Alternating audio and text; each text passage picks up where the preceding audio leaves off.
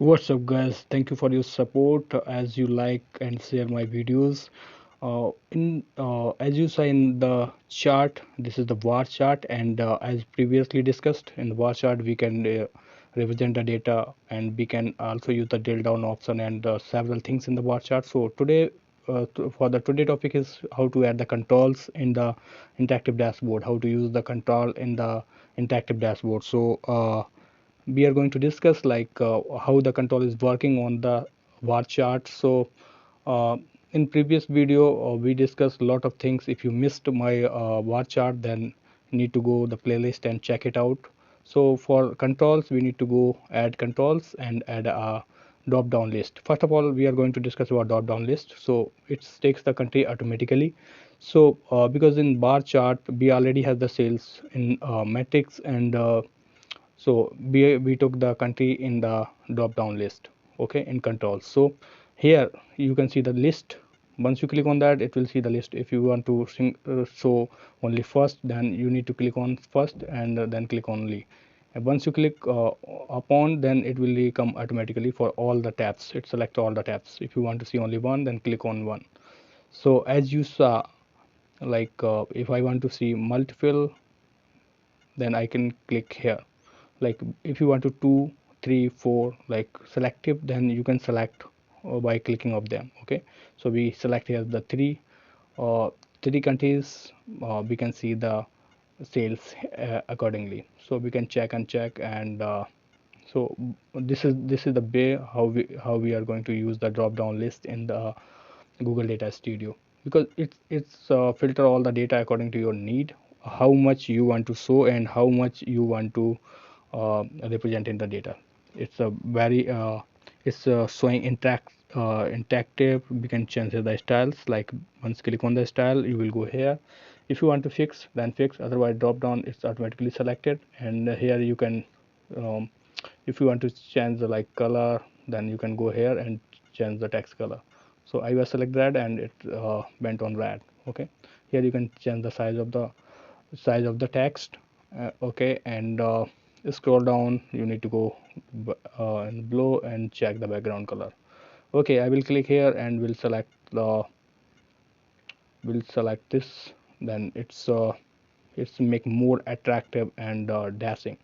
So this is the way how we can select, and uh, how we can select the style, and how we can use the drop down list, okay. So this is the way. And I want to discuss about, I want to say, like drop down list very important, because by the help of the drop down we can select particular, okay. And next control is slider.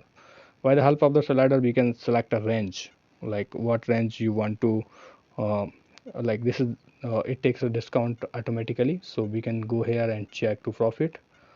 You can write it down, you can type, or you can select the profit, okay. So we select the profit. It's showing the profit. So you can see the two white bold points, so that is the sliders, okay. If I will go so it we have the two option here. So one is taking already. So if I will click here, it will show the drop down list, okay. Once you click that, then it will see Sam. So I will, like you can once click, like in the corner you can see the drop down. So I will put the drop down already, so it's showing this one, okay. So for this one, slider is very important, because by the help of the slider is we can select the range, like from initial minimum to maximum, okay. I'm going to change the color. The two sliders, left and right sliders, we can change the color here. And for the background we need to go here and select color whatever you want, okay. So this is the way of selecting the uh, how using the slider, and formatting them from the go to style, and change the color, and uh, background color, like this, okay. So this take the profit. And once I will go and click here, this is for profit. And this is other thing is same, like as in the previous one. We can go, and we can move and check the the sales is increasing decreasing as per my slider. Okay, so this will change automatically. Once I will select, like I will select the range, then the value of the sales of each country is automatically changed accordingly. Okay, so by the help of this you can easily represent your data, like how much profit in which area. So this is the way of representing the interactive dashboard in data studio. So we use the second this is the second control as we use, and we have the third control also. We will discuss on that, like this is that was the date range. So here the profit we can easily show this one. Okay, and this is very interactive. We can easily, okay, we select the discount, and this is the sales according to the discount. As we previously mentioned that we can change the metrics whatever we want. Okay, so we are going to discuss about the third one. We click here and we are going to select the date range. We have a lot of controls here, but basically we are using the three one, like drop down list and the slider and date range. By the help of the date range we can select a particular dates uh, uh, which in which we want to show the data, like uh, once you click here, like so you need to select the dates. Okay, so this is the this is once we get the calendar, so we can select here, click here and go to, I will go 2012. So I will click here and will select 2012. Okay, so we'll go here and select 2012 January 1st, and then we'll go to the second one is select here from 2012 December 31st. Okay, the 31st of December, and apply.